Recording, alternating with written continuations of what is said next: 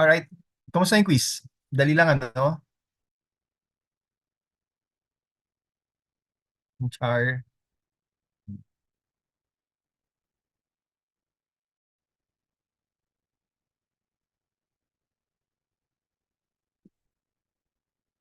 May part na nalilito kasi small letters po. Eto pa sa ano, tawag ito? Sa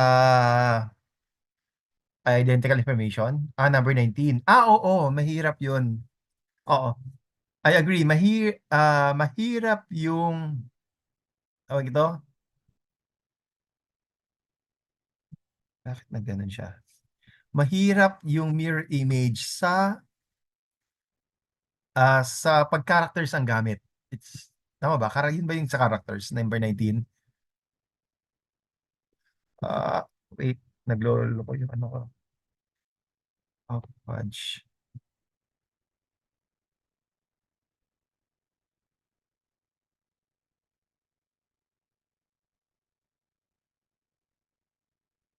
Okay.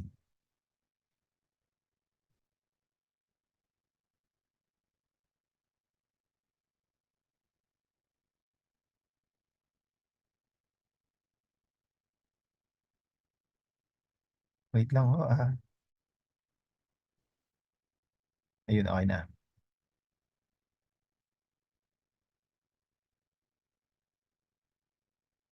Number 21, wala naman.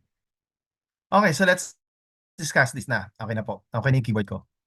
Okay, so exercise 4, part 1, hidden figures. Sorry. Nag-stick yung ano ko. Next.